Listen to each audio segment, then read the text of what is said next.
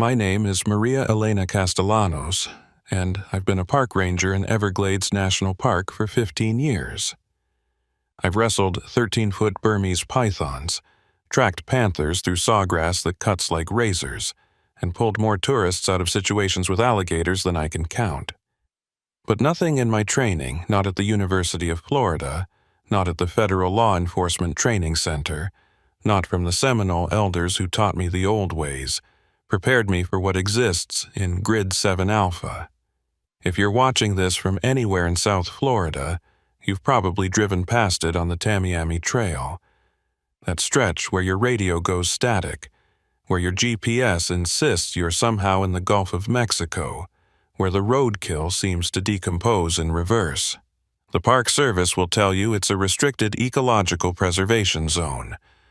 The Seminoles call it the Breathing Waters, and won't set foot there after their ancestors declared it forbidden ground in 1842. They're both lying. Or rather, they're both telling the version of the truth that keeps people away.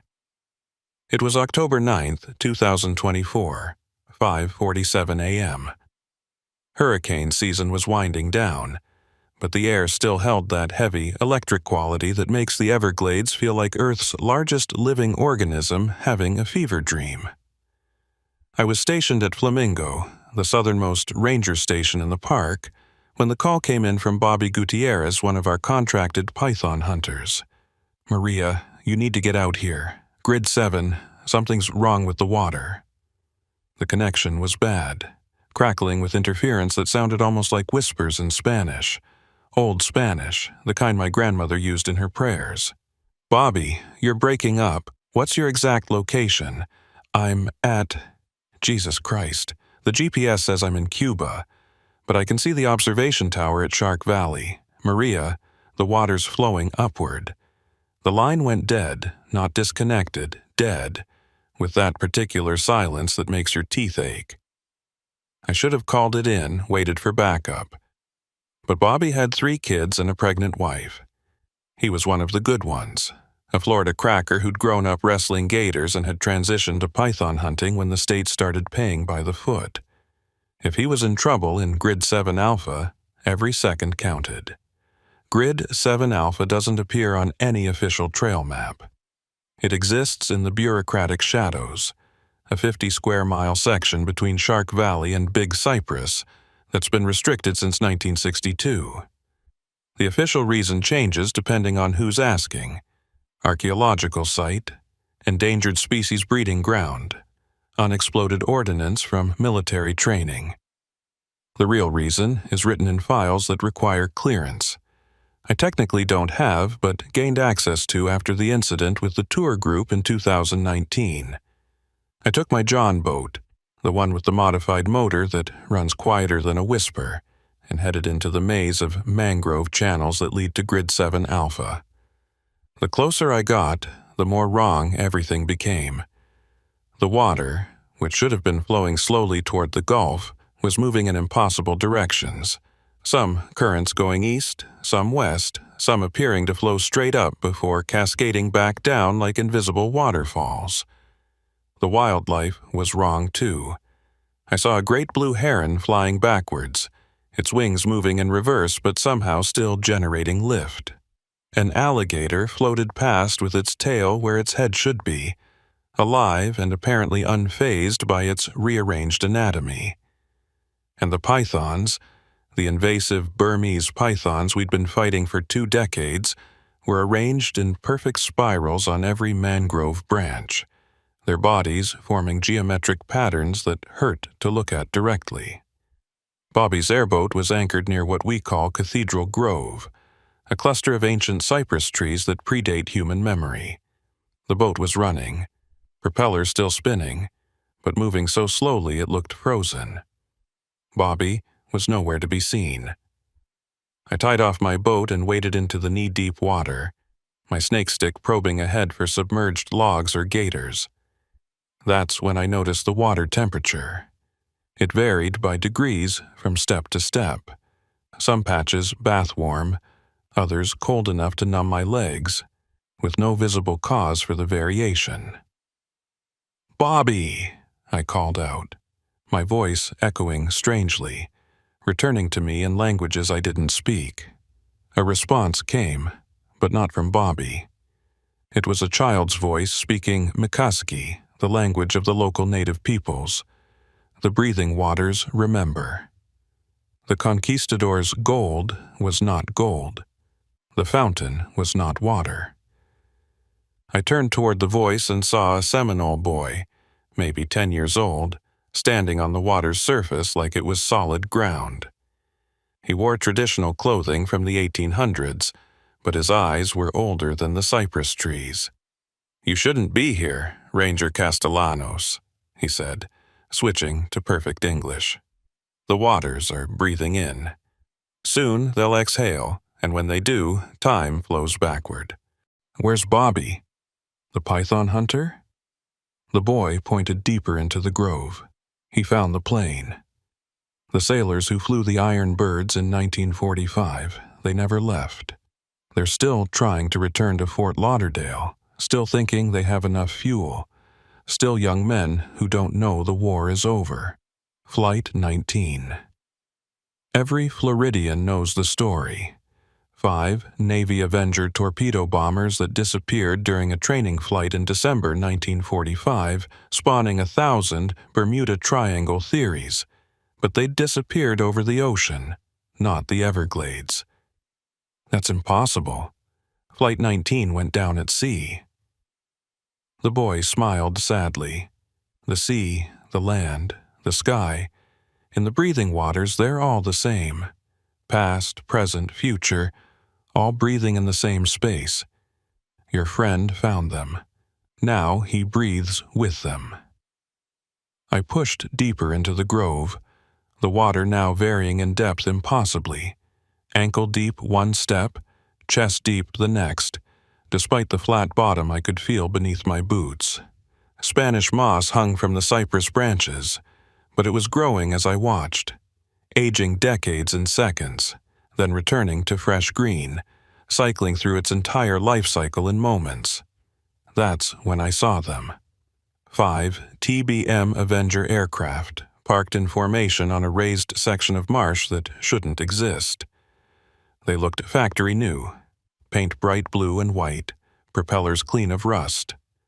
The engines were running, that distinctive radial engine sound that belonged in a World War II movie, not in the modern Everglades.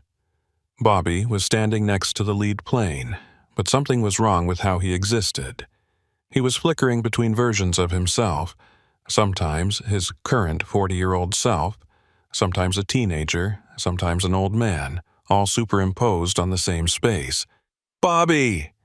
"Don't move." He turned to me, his face cycling through ages. "Maria, how long have I been here?" My watch says 3 minutes, but I've lived. God, I've lived years. I've seen the Calusa building their shell mounds. I've watched Ponce de Leon dying of his wounds. I've seen hurricanes that haven't happened yet. Behind him, the cockpit of the lead Avenger opened. A young man in a Navy flight suit climbed out, his face fresh and unlined, his eyes containing 7 decades of confusion. "Lieutenant Charles Taylor, United States Navy," he said, his voice carrying across the impossible distance between us. "Can you tell me the date? We seem to be having some instrument problems. Compass is spinning, and the water below us keeps changing to land and back. Fort Lauderdale Tower isn't responding." "Lieutenant, the year is 2024. He blinked, processed this, and nodded as if it made perfect sense. "Time storm. We've been flying through a time storm. That's why we can't find Fort Lauderdale. It hasn't been built yet, or it's already gone. Hard to tell in here." "In here?" "The pocket," he said, gesturing around us. "We figured it out about, well, time doesn't mean much, but call it 20 years ago. Or yesterday. The Everglades isn't just a swamp. It's a wound in space-time, bleeding moments from every era. The Native Americans knew. They tried to seal it with their rituals. The Spanish tried to claim it with their crosses and gold. But it just keeps breathing in and out, mixing everything together." Bobby suddenly gasped, his form solidifying into his present self. "Maria, we need to leave. Now." The breathing is about to reverse. The water around us began to bubble, not from heat, but from temporal pressure. The cypress trees started aging rapidly, their trunks thickening, then suddenly returning to saplings, then surging back to ancient giants. The sky above flickered between day, night, and states of light that shouldn't exist. "Into the plane," Lieutenant Taylor shouted. "It's the only stable point." The eye of the temporal hurricane. I grabbed Bobby and we scrambled into the Avenger's cockpit, cramming into a space designed for 3. The moment we were inside, the chaos outside intensified but became muffled, like watching a storm through thick glass. Taylor pulled out a logbook that should have been rotted beyond recognition.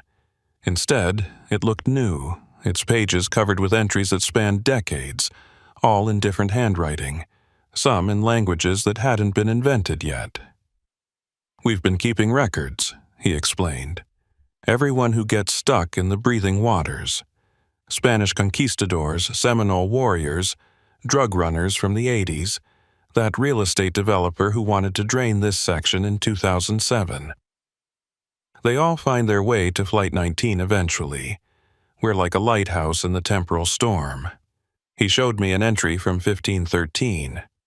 "Juan Ponce de Leon, governor of Puerto Rico. Have found the fountain, but it does not grant youth. It grants all ages simultaneously. The savages were right to fear this place." Another from 1838. "Osceola, war chief. The white men chase us into the breathing waters. They will regret this. Time itself fights on our side here." And one that made my blood run cold, dated tomorrow. "Maria Castellanos, park ranger. Chose to stay. Someone needs to guard the boundary."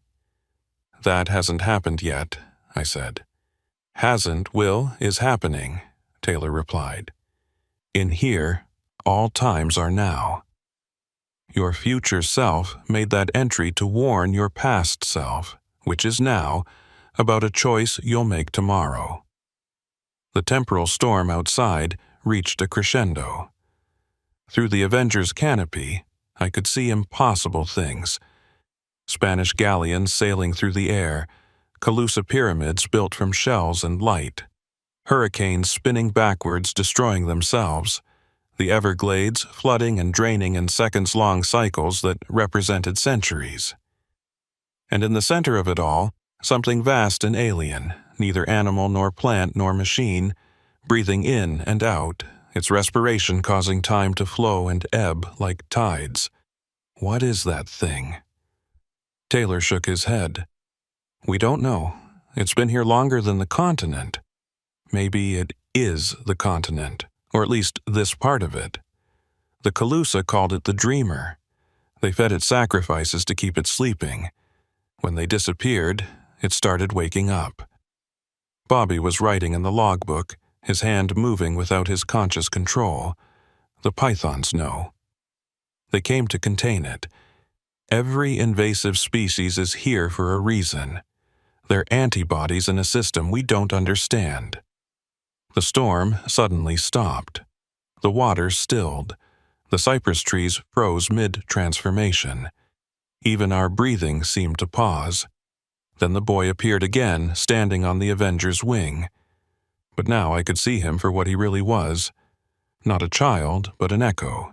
A temporal recording of someone who'd died in the Seminole Wars but kept living in the breathing waters. "The exhale comes," he said. "Choose now. Leave and forget, or stay and remember everything." I looked at Bobby, at Taylor, at the impossible reality around us. "What happens if I stay?" "You become like us," Taylor said. "Guardians of the boundary, preventing the breathing waters from expanding. Because if this spreads, if the temporal wound grows, all of Florida becomes unstuck in time. Miami experiencing every hurricane simultaneously. Orlando locked in an eternal loop of development and decay, the keys sinking and rising with each breath. The logbook was still open to tomorrow's entry. My future self's handwriting stared back at me. I had less than a second to decide, because I could feel the exhale beginning, reality preparing to reverse itself, to spit us out or swallow us completely. The exhale hit us like a hurricane in reverse. Everything that had been still suddenly erupted into motion, but backwards. Rain fell upward, lightning struck from ground to sky, and my own thoughts seemed to run in reverse, remembering things that hadn't happened yet. I grabbed Bobby and pulled him from the plane just as reality snapped back like a rubber band. We landed in normal water, normal depth, under a normal Florida morning sky. The Avengers were gone. Lieutenant Taylor was gone. Even the ancient cypress trees looked ordinary, if you didn't know they'd been cycling through centuries just moments before. "Did that really happen?" Bobby asked, checking his python hunting gear like a soldier checking for wounds. I looked at my GPS. We were back at the edge of Grid 7 Alpha, exactly where we'd entered. According to the timestamp, only 3 minutes had passed, but my boots were caked with mud that contained shells from species extinct for 1,000 years, and in my pocket was a page from Taylor's logbook that shouldn't exist. "We need to report this," Bobby said. "Report what? That we found Flight 19? That time flows backwards in parts of the Everglades?" "They already know, Bobby. They've always known." He stared at me. "What do you mean?" I pulled out my satellite phone, the encrypted one that connected directly to the Department of Interior. Speed dial 7, a number I'd been told only to use in catastrophic ecological emergencies. It rang once. "Castellanos, Grid 7, Alpha. We have a witness." The voice on the other end was calm, professional, and completely unsurprised. "Understood. Bring them to Station November. Dr. Walsh will debrief." Station November didn't officially exist. It was a research facility built on stilts deep in the Everglades, accessible only by airboat, staffed by people who didn't appear on any government payroll. I'd been there exactly once before, after the 2019 incident, when a tour group had photographed their own deaths occurring simultaneously with their continuing lives. The ride to Station November took 2 hours through channels that weren't on any map. Bobby sat silent, staring at his hands, which still flickered occasionally between young and old, as if his body couldn't quite decide which timeline it belonged to. Dr. Elizabeth Walsh met us at the dock. She was maybe 60, with silver hair pulled back in a severe bun, and eyes that had seen too much temporal impossibility to be surprised by anything. "Mr. Gutierrez," she said to Bobby, "you've been exposed to the breathing waters. We need to ensure you're temporally stable before you can return to linear existence." "Linear existence?" Bobby laughed, but there was hysteria at the edges. "Lady, I watched my own grandchildren get born while they were helping me hunt pythons. I saw my funeral and my wedding happening in the same moment. What the hell is in that water?" Dr. Walsh led us into the facility, past laboratories where scientists studied water samples that aged and renewed in their containers, past holding cells where plants grew backwards into seeds while simultaneously flowering. "The Everglades," she began, "sits on top of what we call a temporal aquifer. Just as regular aquifers hold fresh water beneath the limestone, this one holds time. Raw, unprocessed time that hasn't been organized into proper causality." She showed us to a briefing room where the walls were covered with maps, photos, and equations that seemed to squirm when you looked at them directly. Indigenous peoples have known about this for millennia. The Calusa built their entire civilization around managing it, using shell mounds as temporal anchors to keep the breathing waters contained. When they disappeared, or rather, when they chose to exit linear time, the Spanish encountered the raw phenomenon. She pulled up a scan of a conquistador's journal from 1521. The fountain of youth is real, but it is also the fountain of age, the fountain of never was, the fountain of always will be. We drank, and I watched my men become infants and elders and dust and unborn all at once. Ponce de Leon wasn't looking for eternal youth, I said, understanding flooding through me. He was looking for the temporal aquifer.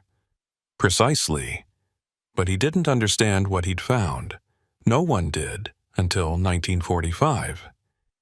She showed us classified footage from December 5th, 1945. 5 Avenger torpedo bombers taking off from Fort Lauderdale Naval Air Station.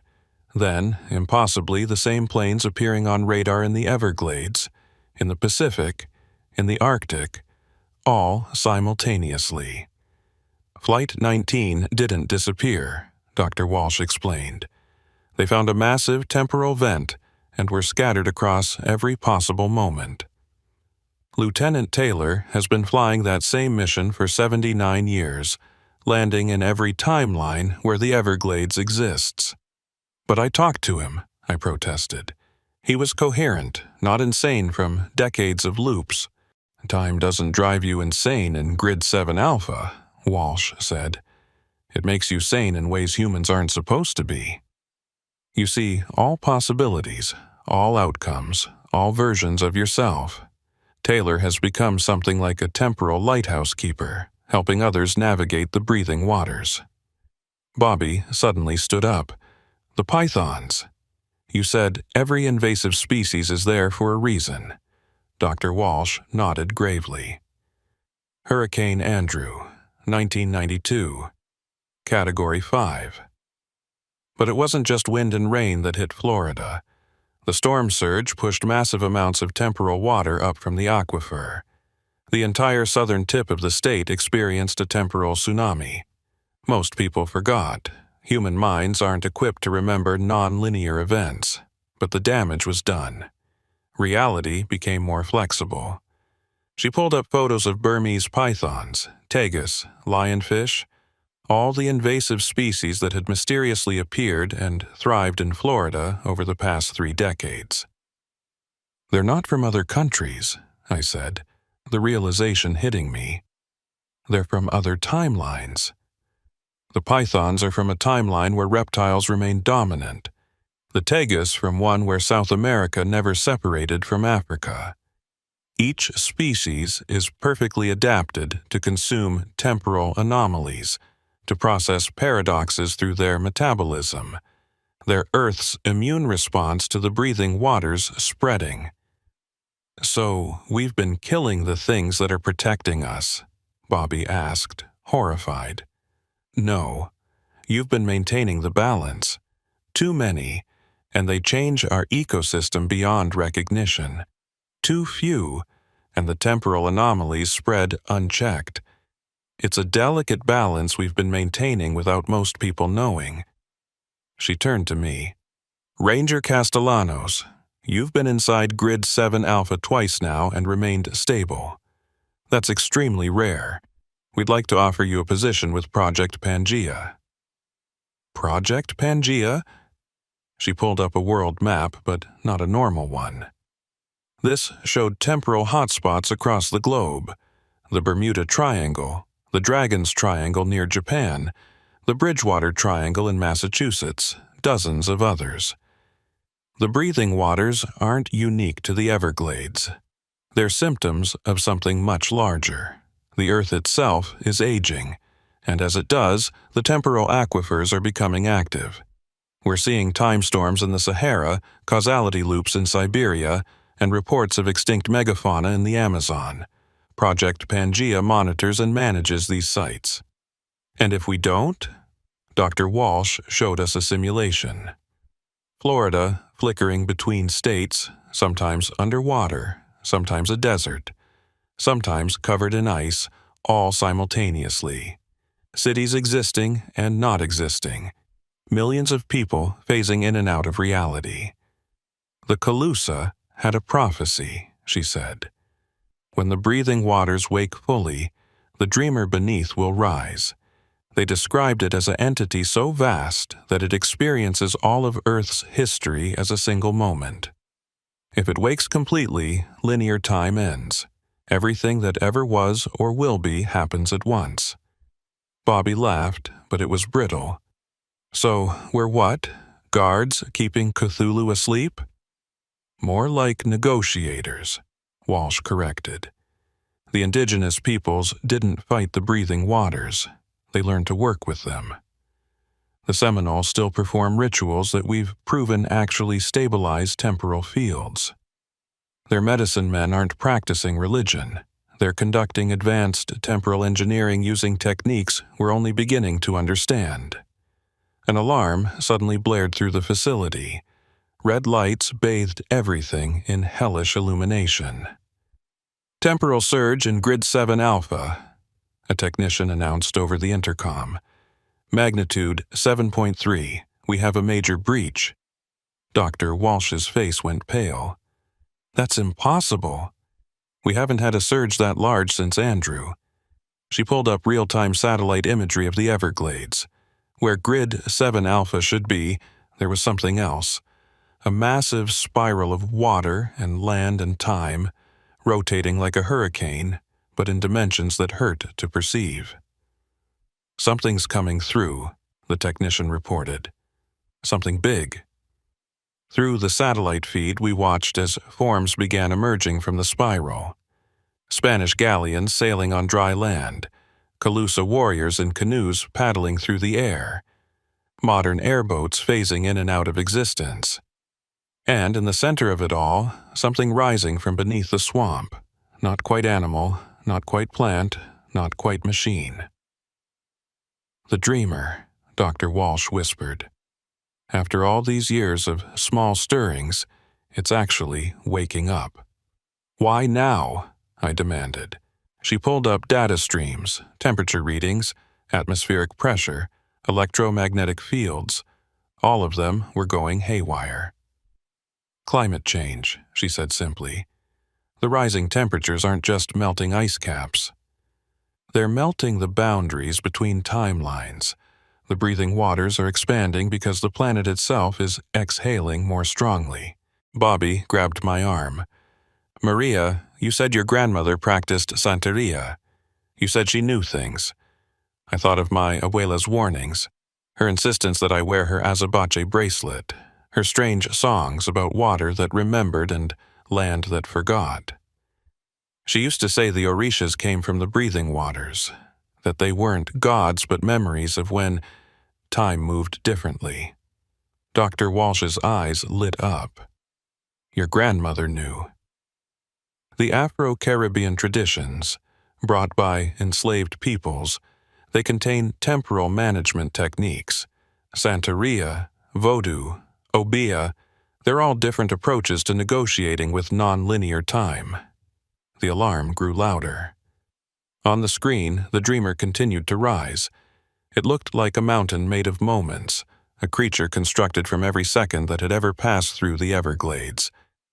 I could see conquistadors trapped in its skin like scales, hurricanes spinning in its eyes, entire ecosystems growing and dying along its flanks.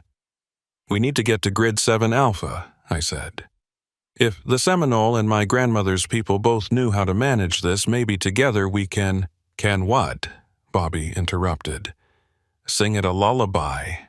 That thing is the size of Miami." "Not stop it," I said, remembering Lieutenant Taylor's words. "Navigate it." The Flight 19 crew learned to ride the temporal storms. Maybe we need to learn the same thing on a larger scale. Dr. Walsh was already moving, barking orders. "Prep the temporal shielding. Alert the Seminole Council. And someone get me a line to the Pentagon. If the Dreamer fully manifests, we're going to need to evacuate everything south of Orlando." As we rushed toward the boats, I felt the page from Taylor's logbook burning in my pocket. I pulled it out. New words were appearing, written in my grandmother's handwriting. "Mija, the waters remember everything, every prayer, every song, every story. The Dreamer isn't waking to destroy, it's waking to remember. Help it remember right, and time flows forward. Let it remember wrong, and we all become memories ourselves. The boat launched into waters that were already beginning to flow in impossible directions. Ahead, Grid 7 Alpha pulsed like a heart made of centuries. And somewhere in that chaos, Flight 19 was still flying, still trying to get home, still holding the line between then and now. The airboat hit the edge of Grid 7 Alpha like striking a wall of memories. 1 second we were skimming across normal sawgrass prairie, the next we were simultaneously traveling through 1835, 1962, 1992, and 2087. I saw the Everglades burning in the Great Fire of 1989, while simultaneously watching it flood during the hurricane of 2054 that hadn't happened yet. Dr. Walsh had given us temporal stabilizers, devices that looked like diving watches but hummed with frequencies that supposedly kept us anchored to our original timeline. They worked, mostly. I only occasionally flickered into versions of myself that had made different choices.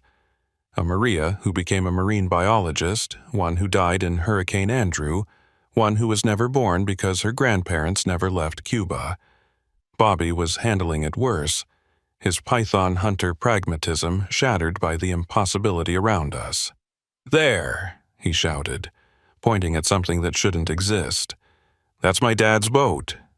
But he sold it in 1987, and he's in it, and he's my age. How is he my age? "All times are now," I said, repeating Lieutenant Taylor's words. "Your father is every age he ever was, all at once."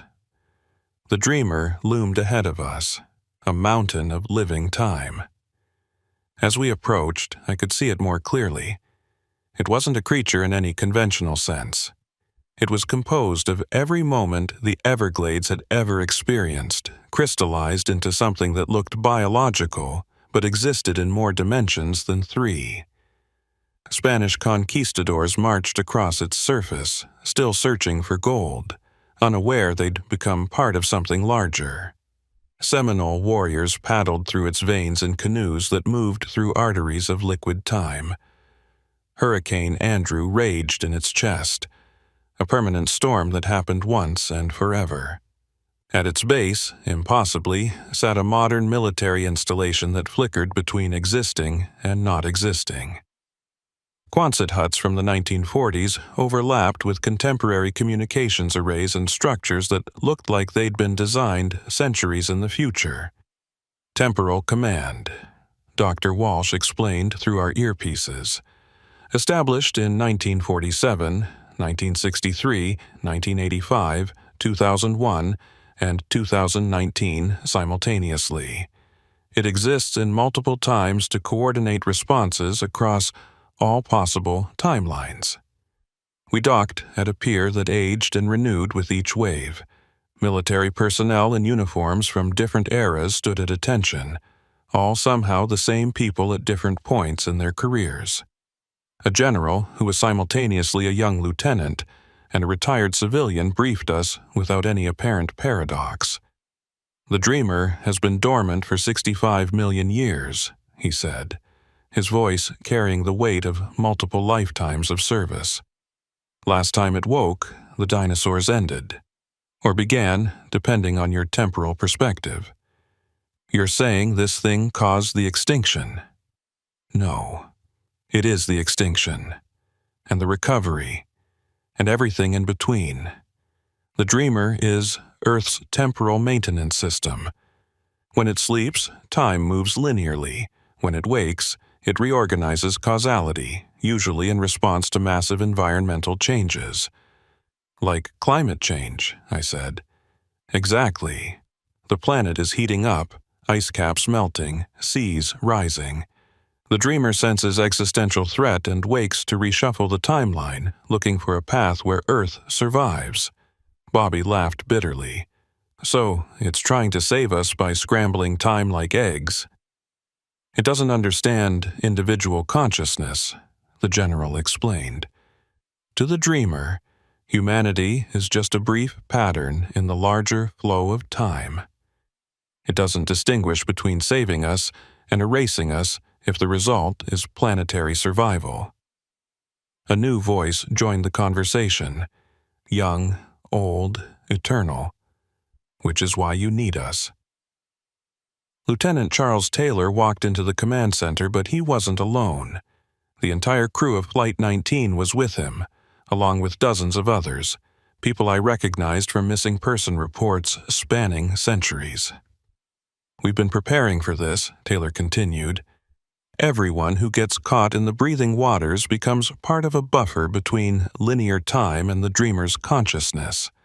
We're translators, helping it understand that humans aren't just temporal patterns, but individual experiences that matter.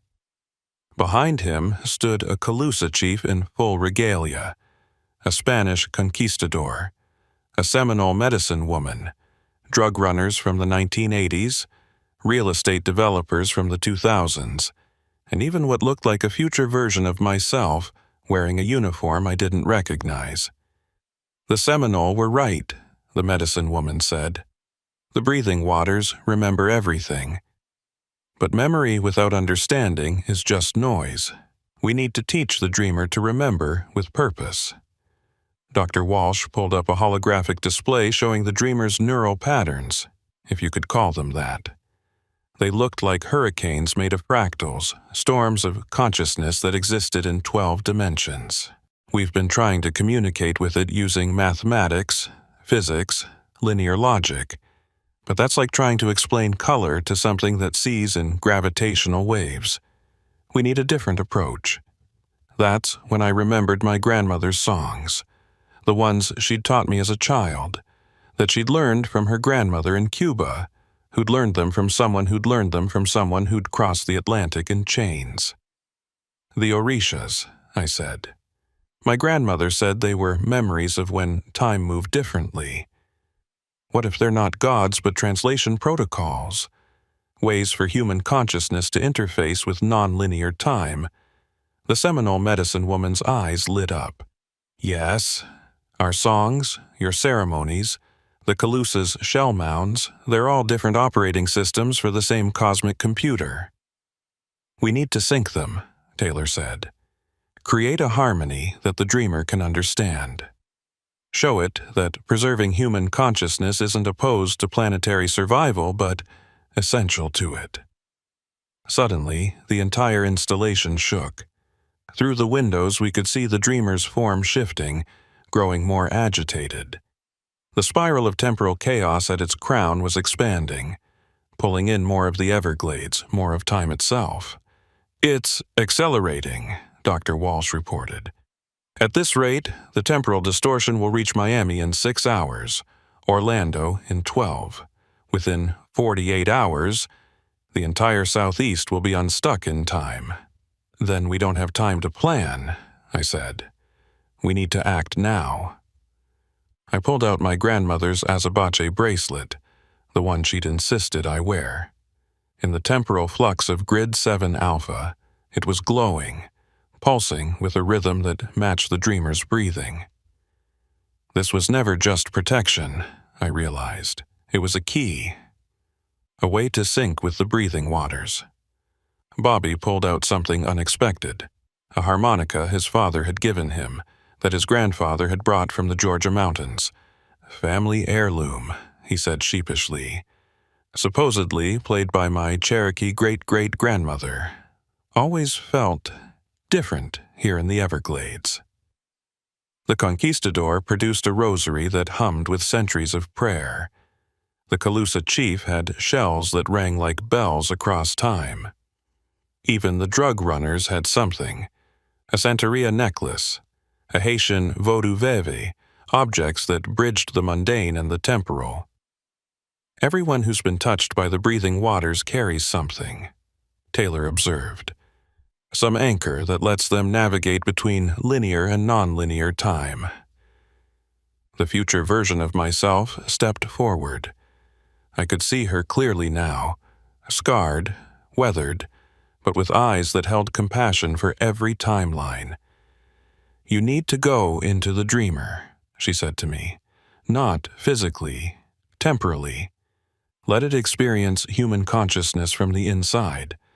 Show it that we're not just patterns, but stories, each one unique and irreplaceable." "That's suicide," Bobby protested. "No," future me said sadly. "It's sacrifice. But not death. Maria will become something else, a bridge between humanity and the dreamer. She'll exist in all time simultaneously, helping translate between linear consciousness and temporal totality." I thought of my daughter at FSU, studying marine biology, planning to follow in my footsteps.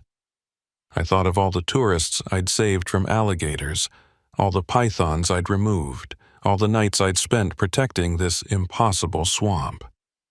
If I don't do this, what happens to Florida? To my daughter? Future me's expression was answer enough. In her timeline, she'd made a different choice, and Florida didn't exist anymore. Not as a place, but as a temporal anomaly where every moment happened simultaneously, where no human consciousness could survive coherently. "I'll need help," I said. "I can't translate all of human experience alone." "You won't be alone," Taylor said. "Everyone who's been caught in the breathing waters will join you. We'll create a chorus of consciousness, showing the dreamer what it means to be human across all times."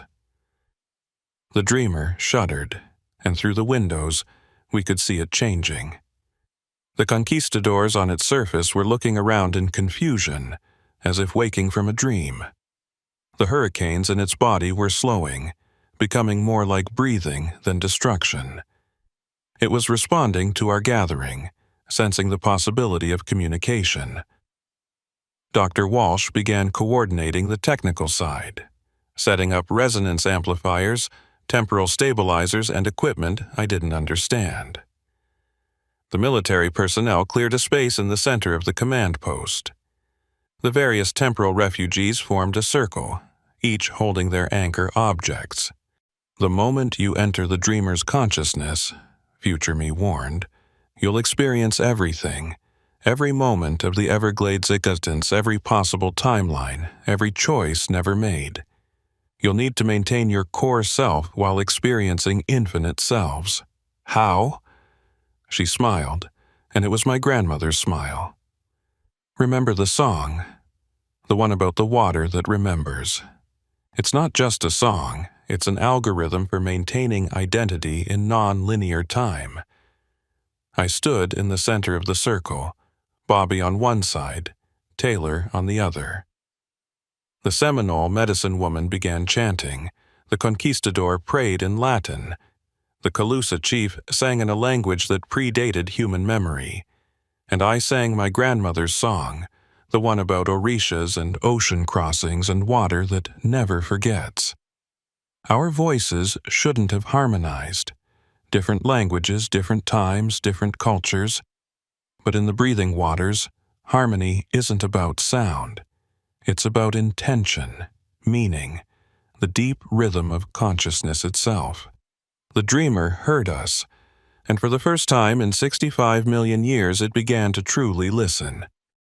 Entering the dreamer's consciousness was like diving into an ocean where every drop of water was a different moment in time. I was simultaneously the first algae blooming in primordial seas, a Calusa child building shell mounds, a conquistador dying of fever, an alligator basking in nuclear summer, and 10,000 other existences. But my grandmother's song held me together, a thread of identity in an ocean of possibility. Las aguas recuerdan, el tiempo se dobla, los orillas bailan donde la memoria se encuentra. The dreamer's mind wasn't a mind at all. It was Earth's memory itself, every second of the planet's existence experienced simultaneously. I saw, felt, was the asteroid that killed the dinosaurs, the ice ages, the first human footsteps in Florida, the draining of the Everglades for agriculture, the restoration efforts, the hurricanes past and future. And through it all, a vast confusion. Why did these tiny patterns of consciousness resist temporal reorganization?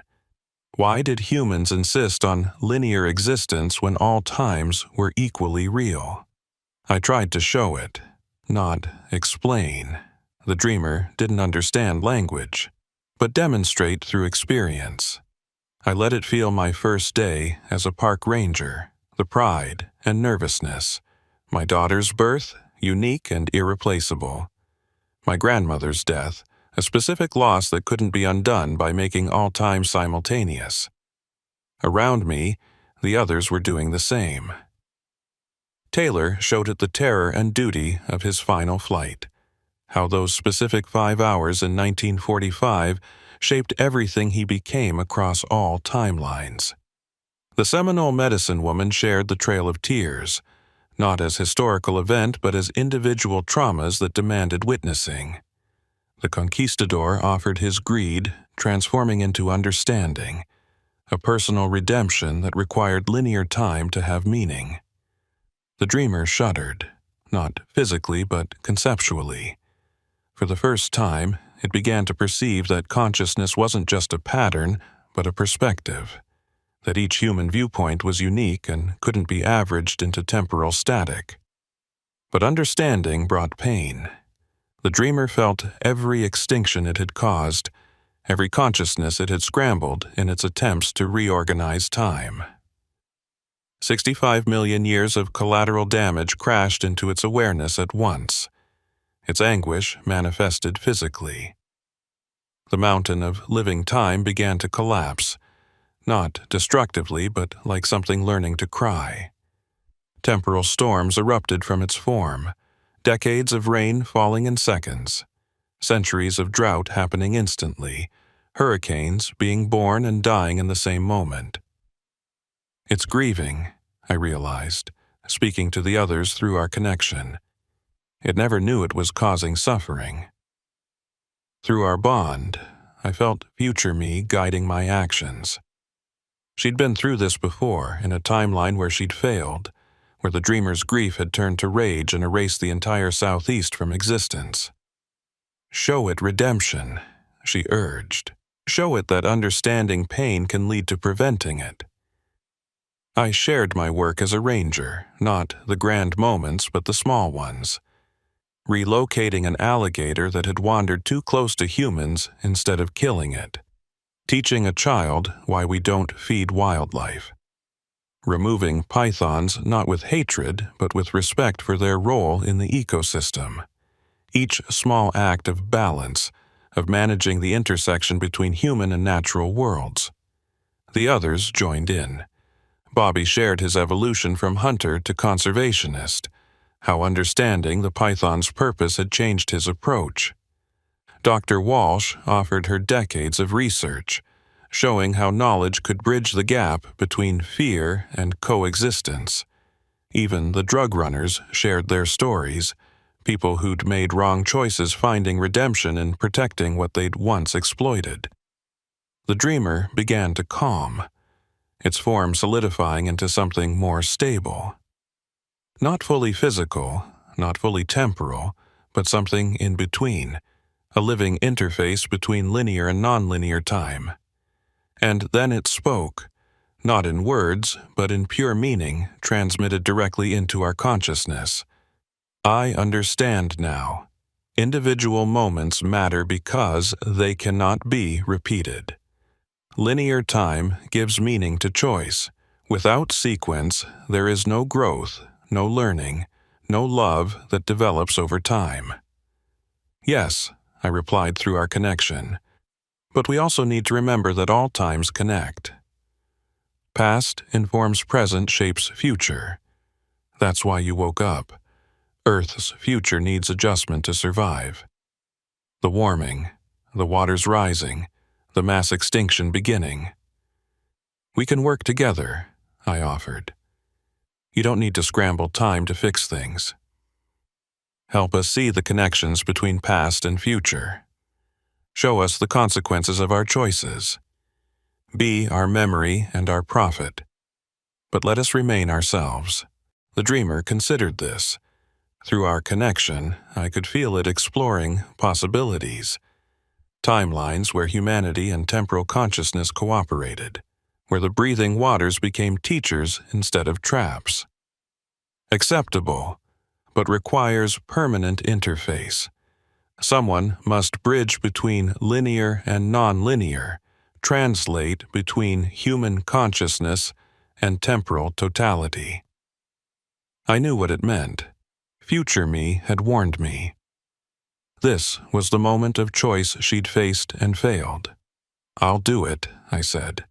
"Maria, no," Bobby protested, but I could feel through our connection that he understood. Someone had to make this sacrifice, and it had to be someone who could navigate both worlds, the scientific and the spiritual, the modern and the ancient. "But not alone," Lieutenant Taylor said suddenly. "We've been preparing for this for 79 years. Flight 19 volunteers to share the burden. We'll create a rotation, each of us taking shifts as the bridge, maintaining our humanity while serving as translators." The Seminole medicine woman stepped forward. "The indigenous peoples have been bridges between worlds for centuries. We'll help maintain the balance." One by one, the others volunteered. The conquistador seeking redemption, the Calusa chief protecting his people's legacy. Even Bobby, gruff python hunter turned temporal philosopher. "A network," Dr. Walsh breathed. "Not one bridge, but hundreds, thousands." Every person touched by the breathing waters becomes a node in a translation matrix between humanity and the dreamer. The dreamer pulsed with something that might have been approval or relief. Acceptable, sustainable, symbiotic. The transformation began immediately. I felt myself expanding, not physically, but conceptually. I could still feel my individual identity, Maria Castellanos, park ranger, daughter, mother, but I could also feel all my other possible selves, all the choices I hadn't made, all the timelines where things went differently. But instead of losing myself in the infinity, the network held me stable. Taylor's steady presence, Bobby's stubborn pragmatism, the medicine woman's ancient wisdom, we were individual notes creating a harmony that the dreamer could understand and humanity could survive. The temporal storms around Grid 7 Alpha began to subside. The dreamer's mountain form settled into something more permanent, still impossible by normal physics, but stable. It looked like a massive cypress tree made of crystallized time, its roots extending deep into the temporal aquifer, its branches reaching into possible futures. The temporal cypress, Dr. Walsh named it, a living monument to the treaty between linear and nonlinear time. Through my expanded consciousness, I could see the effects rippling outward. The invasive species, the pythons, tegus, lionfish, began behaving differently, no longer just consuming temporal anomalies but actively maintaining the balance between timelines. They were Earth's antibodies evolving into Earth's translators. In Miami, people reported strange dreams where they saw the consequences of their choices rippling through time. In Orlando, theme parks discovered that their attractions sometimes showed visitors glimpses of genuine magic, temporal echoes of futures where imagination and reality merged. The Keys experienced tides that occasionally brought in objects from timelines where sea levels never rose, inspiring new approaches to climate adaptation. But most importantly, the Everglades itself changed. Grid 7 Alpha was no longer restricted. It became the temporal preserve, where carefully supervised groups could experience non-linear time, where scientists studied causality, where indigenous peoples performed ceremonies that actively shaped tomorrow by honoring yesterday. I still work as a park ranger technically. My body exists in linear time, doing normal ranger things, rescuing tourists, managing wildlife, filling out paperwork. But part of my consciousness is always connected to the dreamer, translating between its vast awareness and human understanding. Sometimes I see through its eyes all of Earth's history as a single moment, beautiful and terrible and infinitely complex. I see the paths humanity might take, the futures we're creating or preventing with each choice. Most lead to extinction, but some, growing more numerous as awareness spreads, lead to something unprecedented, a species that learns to think in deep time while living in the moment. Bobby still hunts pythons, but now he knows he's really managing temporal interfaces.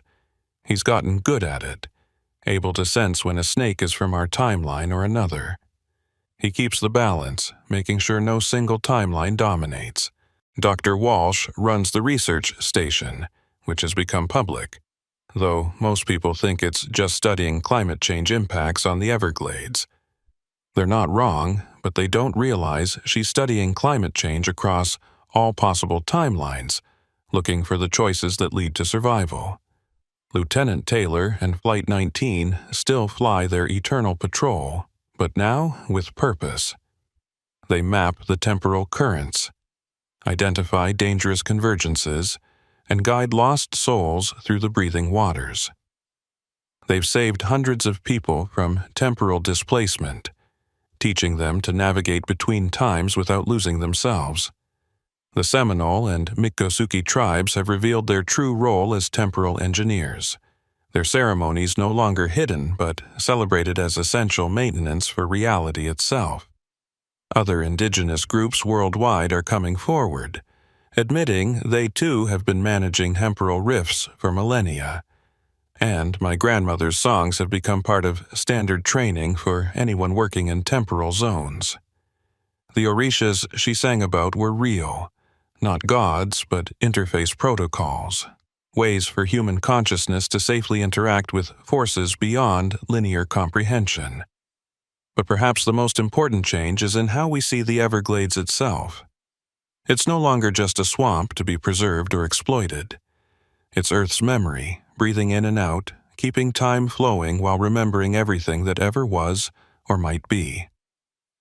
Every morning, I stand at the edge of Grid 7 Alpha, now marked with proper signs in multiple languages and timelines, and watch the sunrise. But I also see all the sunrises that ever were, all the ones that will be, and all the ones that might have been. The breathing waters remember everything. And now, finally, they understand what they're remembering. My name is Maria Elena Castellanos. I'm a park ranger in Everglades National Park, where time flows in all directions, where Flight 19 lands every day and never, where the future is shaped by honoring the past. I guard the boundary between then and now, helping humanity and the dreamer learn to coexist. If you ever visit the Everglades and you see water flowing upward or pythons arranged in impossible patterns, don't be afraid. You're witnessing Earth's temporal immune system at work, maintaining the balance that keeps our timeline stable while allowing for the changes necessary for survival. Just remember to stay on the marked trails. The breathing waters are safe now, but only if you respect them. Time is like any force of nature, beautiful, powerful, and absolutely unforgiving if you forget that you're just a small pattern in an infinite tapestry. But even small patterns matter. The dreamer taught me that. Every individual consciousness, every unique perspective, every unrepeatable moment, they all contribute to the story Earth is telling itself. And that story, despite everything, continues, one breath at a time, one moment flowing into the next. Forever and never and always and now,